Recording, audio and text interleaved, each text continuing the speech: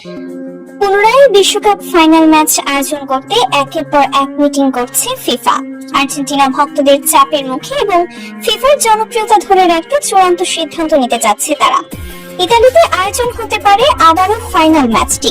এবার ফাইনাল ম্যাচটি নিরপেক্ষ ভেন্যুতে নতুন করে আয়োজন করতে ফিফার বিরুদ্ধে গর্জে উঠলেন ব্রাজিলের কাকা। সোশ্যাল মিডিয়া জুড়ে এখন আলোচনার কেন্দ্রবিন্দুতে পরিণত হয়েছে এই বিশ্বকাপ ফাইনাল ম্যাচটি। আমেরিকার মাটিতে হয়ে যাওয়া ফাইনাল ম্যাচটি নিয়ে যেন বিতর্ক পিছু ছাড়ছেই না, কারণ ফাইনাল ম্যাচের মতো এত বড় একটি ম্যাচে আর্জেন্টিনা তাদের স্বাভাবিক খেলার 1% খেলাও খেলতে পারেনি।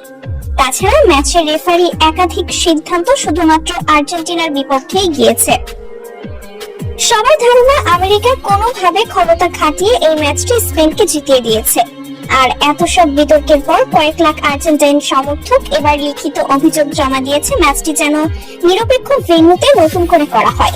এদিকে ব্রাজিলের কাকা দাবি করেছেন যে ম্যাচ নিয়ে এত বিতর্ক সে ম্যাচটি আবার আয়োজন করা হোক।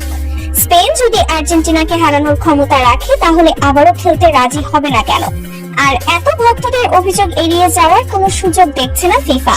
নিজেদের জনপ্রিয়তা ধরে রাখতে সমর্থকদের এই অভিযোগ আমলে নিয়ে ইতিমধ্যে কয়েক দফা মিটিং করেছেন ফিফা প্রেসিডেন্ট। ধারণা করা হচ্ছে ইতালিতে নিরপেক্ষ ভেন্যুতে আবারও আয়োজন করা হতে পারে ফাইনাল ম্যাচটি, যেখানে চাইলেই কেউ রাজনৈতিক ক্ষমতা খাটাতে পারবে না। তবে দেখার বিষয় কবে নাগাদ ফিফা তাদের চূড়ান্ত সিদ্ধান্তে পৌঁছায়, নাকি বিগত বছরগুলোর মতো বিতর্কের পরেও চুপ থাকে তারা।